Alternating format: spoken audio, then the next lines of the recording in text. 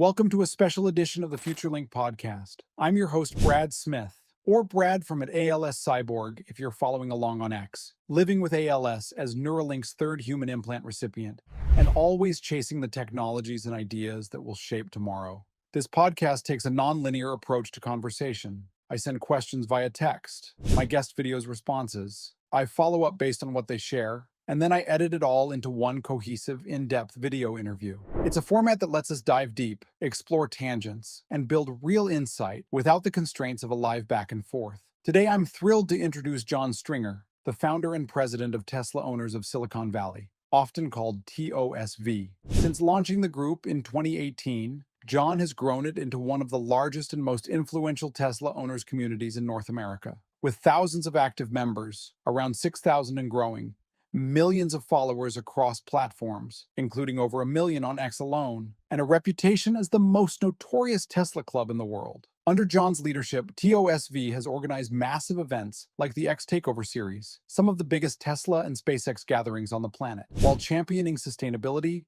philanthropy, from toy drives to disaster relief, and close ties to Tesla itself. He's been featured in Business Insider sharing his journey and unwavering support for Elon Musk's vision, appeared on podcasts and media discussing community building, autonomy, robotaxis, and more. He's turned a passion for electric vehicles, sparked by a frustrating commute and his first taste of autopilot, into a powerful force for good, connecting owners, amplifying innovation, and pushing the boundaries of what's possible. In this interview, we'll explore John's story, how it all began, the evolution of the club, his firsthand experiences with groundbreaking tech like Robotaxi, his thoughts on FSD and the Cybertruck, the role of philanthropy, his deep belief in Elon's vision amid criticism, advice for new owners, upcoming events, the future of EV trends, online communities in the AI era, and even insights from his memorable ride on the Vegas Loop with Steve Davis of The Boring Company. John, thanks for joining me on FutureLink. Let's get into it. Introduce yourself and tell us about your background.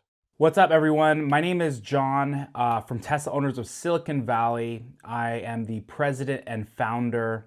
I started this club back in 2018 as a Model 3 owner myself. I got the first a rear-wheel drive, and soon after that, I got a performance Model 3. They announced it, in the same month that I actually got the long range Model 3, and kind of, right when I got it, it kind of became, this thing where it really is life-changing, right? When you see the capabilities. And again, this is in 2018. So my first question was, where are all the Tesla owners and really Model 3 owners? And, next thing I know, I found out about the owners, the official Tesla owners program. And you needed 25 people to, start a club. And for some crazy reason, the Bay Area was the home of the headquarters for Tesla for the longest time. And there was not one single club here in the Bay Area. And so what did I do? Of course, I jumped on it. I love technology and community. And so I started the Tesla Owners of Silicon Valley group in 2018. And from there, it really just became, my passion to, rally enthusiasts, talk about my experience specifically on Twitter and Instagram and TikTok and Facebook, and obviously YouTube as well. And from there, the community grew from just, a couple of owners to well over 6,000 here locally. We have about 10,000 members with our sister club, Tesla Owners of San Joaquin Valley. It's about 10,000 combined. But we have the largest digital presence here really in the world of any Tesla enthusiast group. We're at about 2.8 million followers across our social channels. And we also run the largest Tesla enthusiast events in the world. We have the X Takeover, which typically happens in San Mateo. We also have the Tesla Takeover Europe and Tesla Takeover Japan, which will be happening here in 2026. So, my goal has always been to, really bring people together under the love of sustainability and really that kind of reached further than just being a Tesla owner, but really all things that, SpaceX, Neuralink, XAI, and kind of the list goes on. Really all the companies that Elon is doing really have an impactful mission and are really making huge waves on, what is possible for humanity. How did you initially come up with the idea for Tesla owners Silicon Valley, and what were the biggest challenges in growing it from a local group to a global influencer? So I think I went into this a little bit about how the idea came about. It was really me getting this Model 3. I wanted to tell everybody about it, and I wanted to rally with other enthusiasts. And the company was actually going through a crazy period of potentially going bankrupt, through production hell of the Model 3. And you saw this insane amount of companies, the legacy media, just really talk and share a lot of fake news about this amazing company and the work that they were doing for sustainability. And being an owner, I was just became naturally an expert. And it just boggled my mind that, people would hate a company so much to the point where they could literally feel the blood coming out of like destroying this company. And you saw it. I had a neighbor here in the Bay Area who actually tried to falsify videos about autopilot taking it into a wall. And when I think I started to see all of that, I was like, again, I'm just an owner, a person who bought a car that obviously, had a lot of technology, and I never thought that, I would go this neck deep. So I think, I think a lot of the challenges that came were mainly from, really just seeing and watching the media and the shorts, people shorting the company, trying to destroy an American dream story. Or an American success story. And then, if I'm being, really honest, a lot of the other big challenges have come through, friends that I originally started this community with that, really saw us grow and hit certain strides, and really, I think it rubbed them the wrong way as far as like how fast we were growing and where we were ultimately going. And it's actually through those, through those rough patches that those actually became cornerstones for us building really, and growing to where we are today.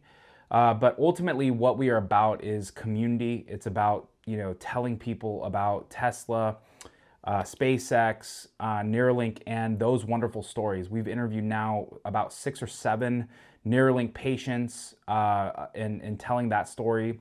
Obviously, we cover a lot of the stuff that Tesla is doing very closely. We've interviewed Elon for 6.5 hours, his whole family, Kimball, who's on the board twice, Franz and Lars. And then, we've done cool things to the point where, we've shot guns, 9mm to 50 cal on the Cybertruck on, armored fiberglass to really test and push the Cybertruck from what it was to what it really is. And so, I think it's been, obviously, starting it from seeing how much, when you become an expert in something, seeing legacy media really just crap on a brand that you are excited about, you become an expert in. And then secondly, just people that you kind of start a group with, you go through those growing pains as you head through success. The same people you start with may not be the same people you end with. But then at the same time, there's people that will surround you who will be there to support you and help you grow and push you to grow even further than you could have ever imagined. So those have probably been the biggest challenges that we've personally faced here as an organization, to really become a kind of global face of the Tesla community. What role does philanthropy play in the club's activities? And can you share examples of how members have contributed to sustainability initiatives? So really, the whole point of our organization is really to promote sustainability in all ways, in every matter possible. We have done basic things that have actually been even outside of our wheelhouse, whether it's helping out with the Maui fires, whether it's donating tens of thousands of dollars to St. Jude, and also to 17 Strong out in San Luis Obispo. It's kind of like a Make-A-Wish Foundation, but for people that are over 18.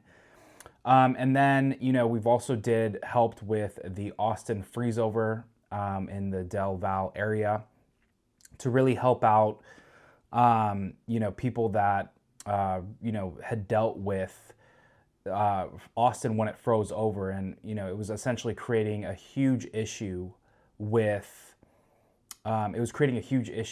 just having like basic water, because pipes had never been that cold and were breaking all over the place. And so again, we donated tens of thousands of dollars to that. So that's at the very core of who we are. It's really to utilize our following to do good for really for our local community and really the globe.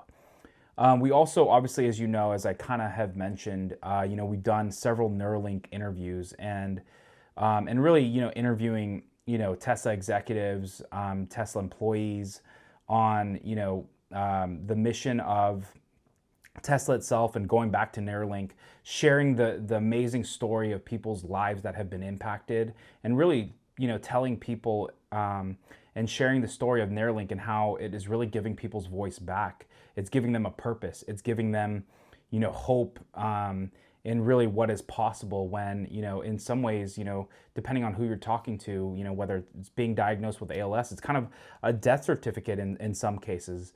But with Neuralink and the chip that it allows you to, kind of get your voice back, regain full accessibility of kind of the digital world, your computer.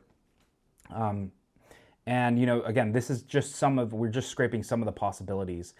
So really just promoting those stories, along with, now we've also, done a lot of, as I mentioned before, community building, right? Whether it's our multiple events that we host a year, our largest event, which, typically a certain percentage, whether it's 10 to 25% of every dollar raised, or for every ticket that is bought, we've given that money back to St. Jude and 17 Strong. And so, really we utilize our platform really to promote, things that will benefit humanity in whatever way possible.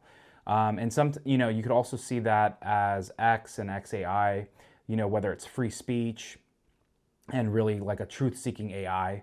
We promote all of those things that are really just happening. How has the club's partnership with Tesla evolved since 2018, and what perks do members get from that relationship? I would say back in 2018 and probably up through 2023, we've always had a really good partner and strong partnership with Tesla. But I would say it's really from 2018 to maybe 2021, 2022. Tesla was in those insane growth periods. And so a lot of times, it was really our club just putting on events without really, hoping or, really pushing Tesla to help us. And really, it was not really their prerogative. We have always stood by, running things in a humble way and really building our own relevance.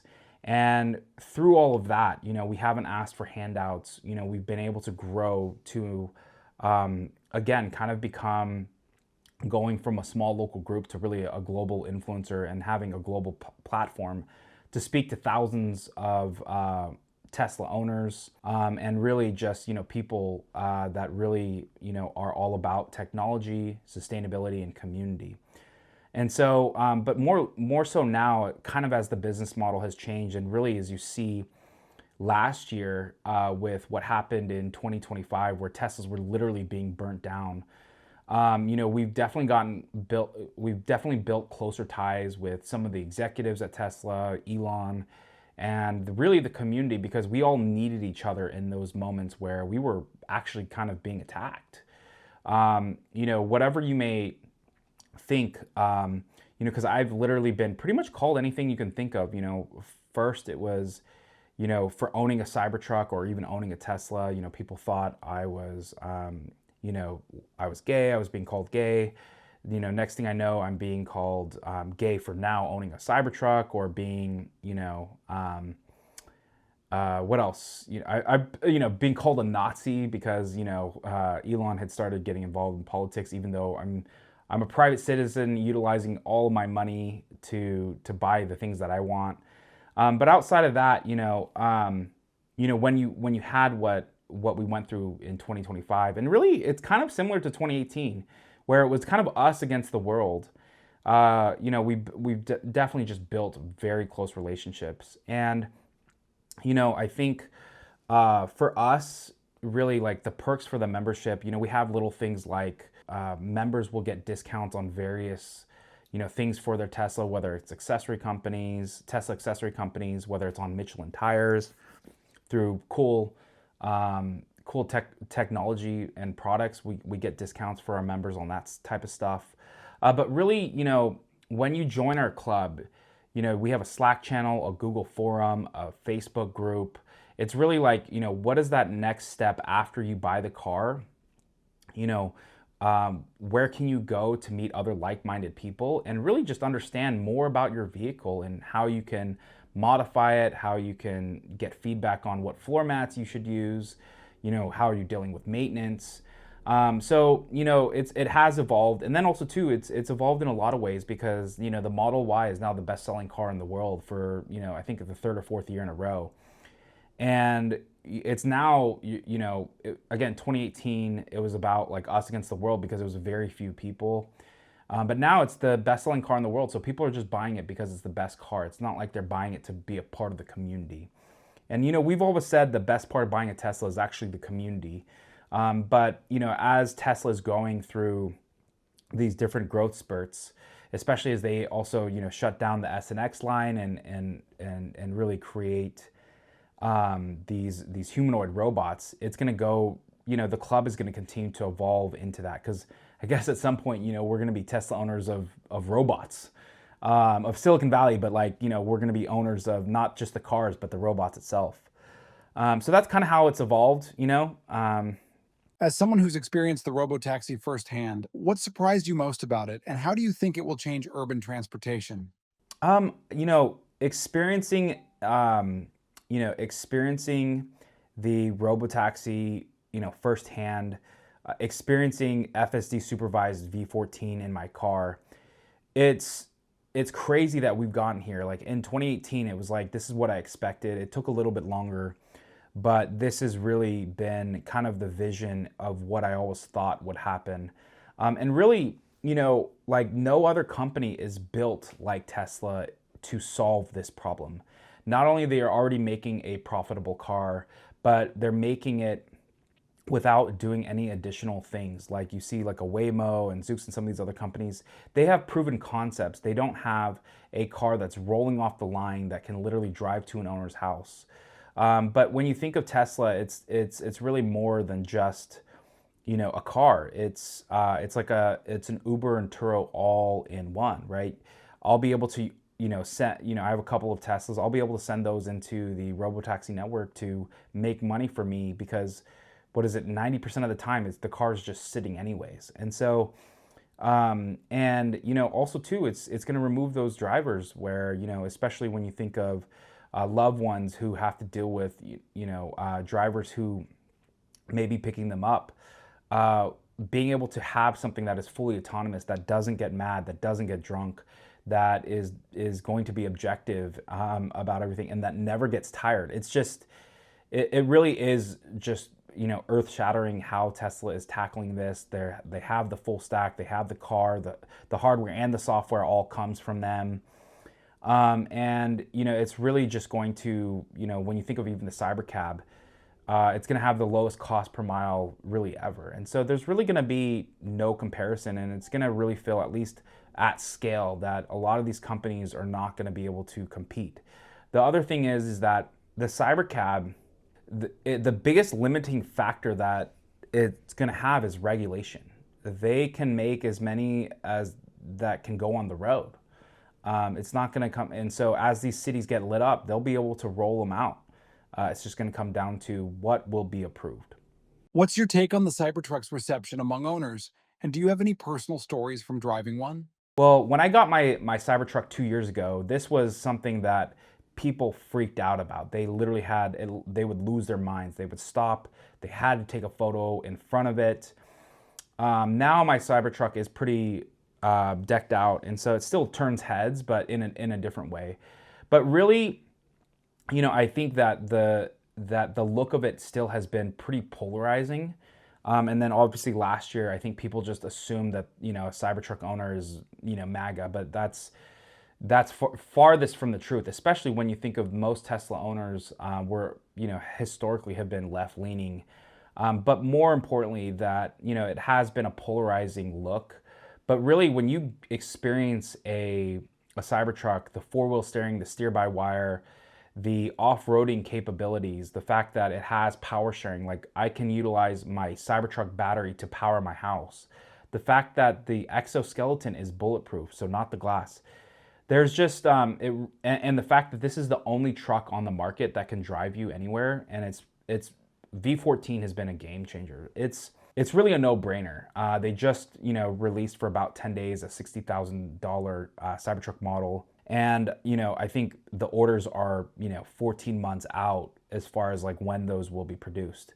So it really is a game changer, but it's something that you really need to experience yourself. And it's been a bummer to see, how much, unfortunately, how polarizing it has become, because it really is just a great truck.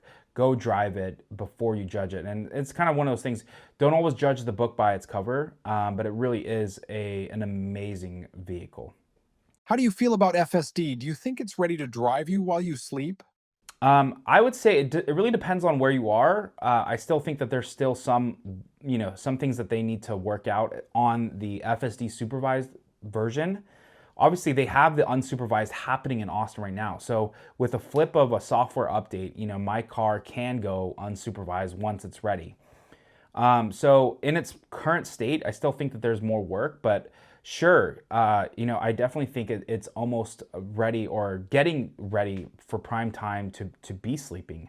But they already have a version of this, and the crazy thing is, they already have a mass production unsupervised vehicle that they can just turn on with a flip of a software update.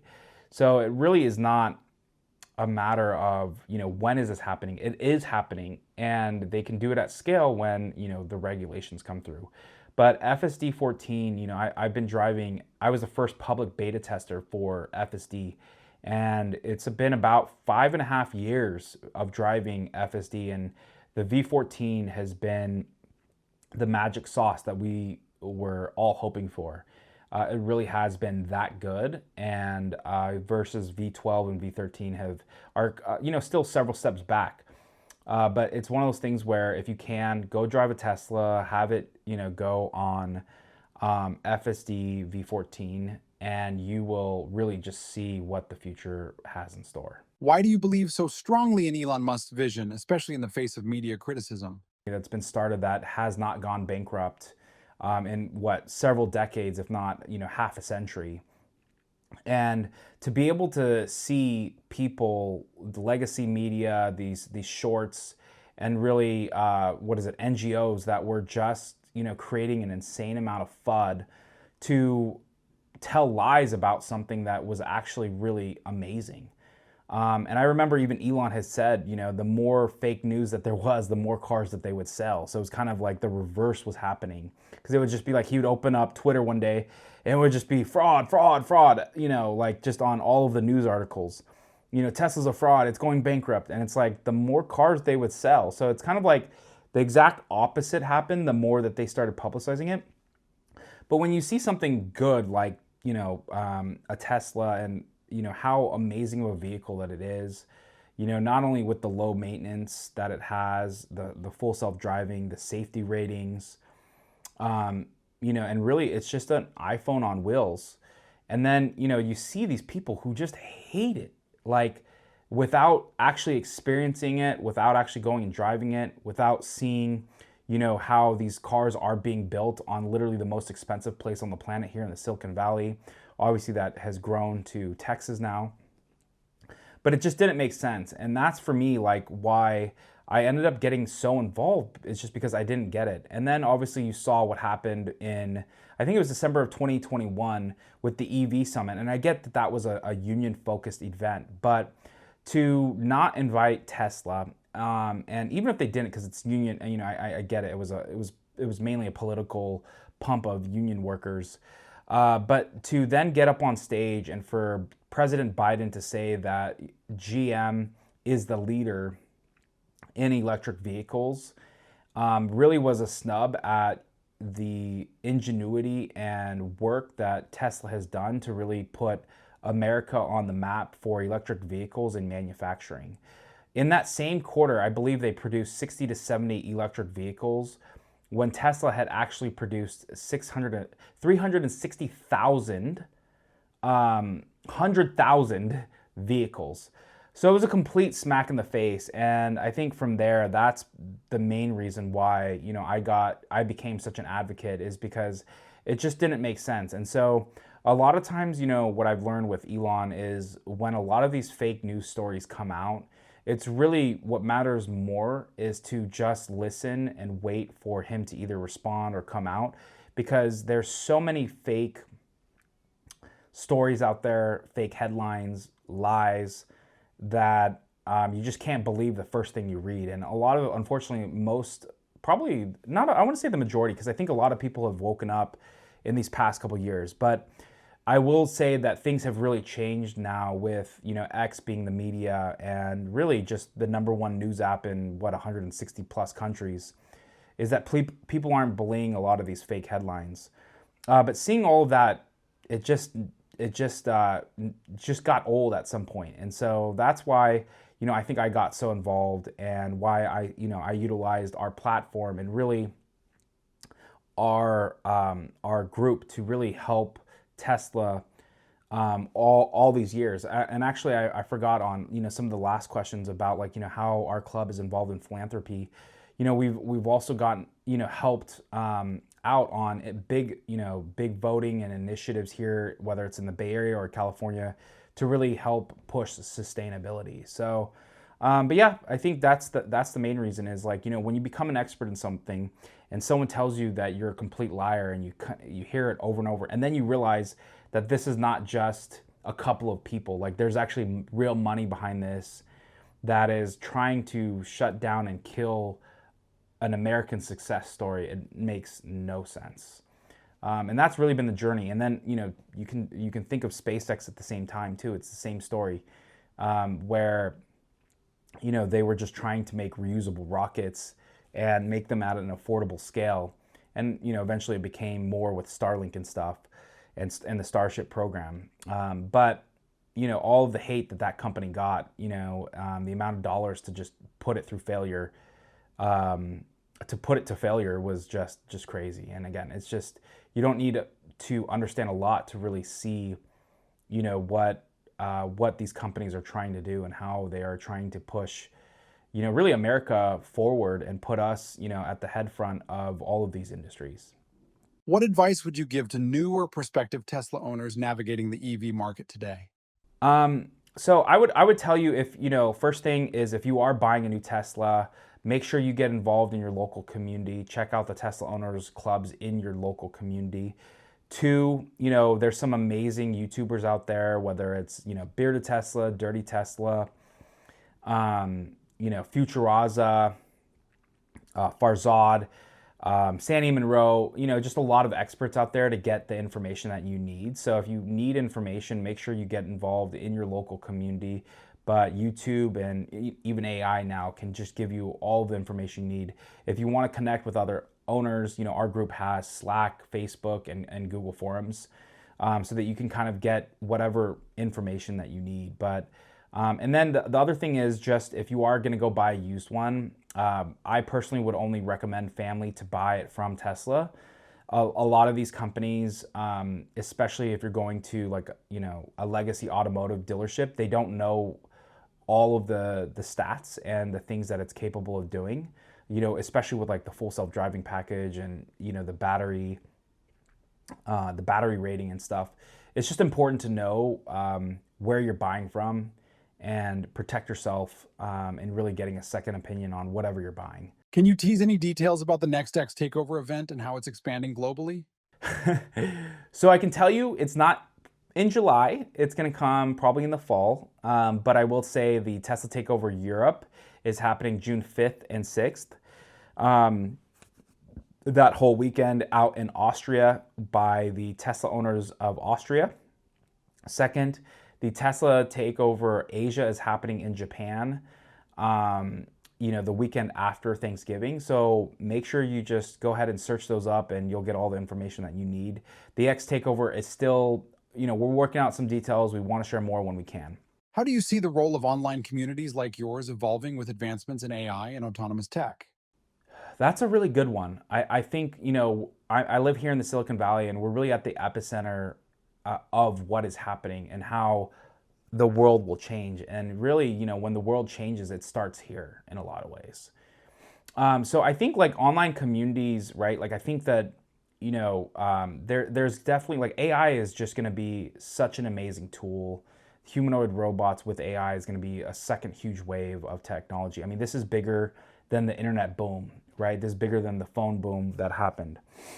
But for online communities, I think it's going to create an even greater interaction. Like people, of course, are going to utilize, AI to build things, to build, information access, and again, AI is going to it's going to change everything. But I still think that as human beings, we're personable beings, and we're going to want to interact with real people. There will be an aspect of it where AI will help help meet some of those needs and that gap, and we've seen it with this internet age. But I think it will be one of those things where places like X are excellent to be able to get access to the most influential people in the world, and not only interact with them, but be able to engage with them, talk with them. And so, it's going to be really exciting. I think that, like I said, I think in a lot of ways, online communities are going to grow with AI and evolve with AI. I guess I really don't have any specifics, but I think that the part of what I want to say is there's also an aspect of AI that won't change certain things about it, but because people are sick of bots, they don't want to have anything to do with that. But yeah, I mean, as far as autonomy, that's going to completely change everything, right? Again, you have loved ones like my wife and my girls. I'm going to want to send them in a vehicle that does not have anyone in it. That's just kind of going to be a complete no-brainer, just because of safety and stuff. What trends in the EV industry do you predict will dominate the next 5 years? And how should Tesla enthusiasts prepare? Well, I think it's really going to be it's going to be an autonomous future. That's going to be one of the things why people are buying. I personally think that EVs are it is the future. When you think of just not getting scammed out of fake work or maintenance that needs to be done on your car. Safety ratings, Teslas are the safest. The fact that the car drives itself, how fast it is. And again, it's a phone on wheels that constantly is getting better. So for me, I do think that the EV industry is going to be headed to autonomy. I think that's going to be really like the future. So I think that it sucks that Tesla's no longer going to be involved in the making the S and X, but really it's as they scale, it's going to come down to autonomy and humanoid robots. You did an amazing video with Steve Davis on the Vegas Loop by The Boring Company. It left me wanting more. What was the biggest insight you gained from the experience? What more would you ask him? So I don't know if I would ask him anything else. There's a lot of great questions out there, but I think what was most shocking to me about The Boring Company is, one, that this is all privately funded. It's crazy to think about the fact that they are able to drill tunnels, and at the same time in Vegas, they are able to pull out the dirt, pump out water, and then send the 6 pieces of the ring that make up the circle of the tunnel all at the same time. It's really just exciting on the cost efficiency, how quick they can do it, and really how the crazy amount of safety precautions that they take to make this whole operation just a no-brainer. So and like I said, it's they've looked at all of the different types of material and rock that you'll have to drill through, and really the type of pressure that would be put on these tunnels. And, they've built those, the 6-piece ring that can pretty much handle anything. And I believe it's about 12 to 14 inches. So wherever they go, they've made a completely scalable way to build tunnels. So no matter where you go on the planet, they're going to be utilizing the same drill. They're going to be utilizing the same 6-piece ring. And it's going to be one of those things where, one shoe will fit all as far as how they go about the process. Obviously, the tunnels and all of that stuff may look different, but really, yeah, I think that's the biggest thing is just more of like the ingenuity that went into creating the process. The problem that they're trying to get rid of, which is traffic, and even in Vegas, they're trying to make it an 8-minute city. And then also too, again, this is not going to cost taxpayers anything, at least here in America. And then the other thing is that, how they have built something to scale. So, but Brad, just want to say thank you so much for your time and for having me. We will catch you guys all on the next one. That wraps up this incredible conversation with John Stringer, founder and president of Tesla Owners of Silicon Valley. From his frustrating commute that sparked the creation of one of the world's most influential Tesla communities, to building massive events like the X Takeover series, championing philanthropy and sustainability, riding in the Robotaxi on day one, experiencing the Vegas Loop firsthand with Steve Davis, and staying fiercely optimistic about Elon Musk's vision amid endless scrutiny. John's insights show just how far passion, community, and cutting-edge tech can take us. It's clear the future of sustainable energy, autonomy, and human progress isn't just coming. It's already accelerating, driven by people like John, who turn enthusiasm into action and connection. Thanks again, John, for sharing your story and vision so openly. This has been one of the most energizing episodes yet. If this conversation fired you up about Tesla, autonomy, online communities, or the bigger mission to make life multiplanetary and sustainable, here's how you can stay connected and support the work.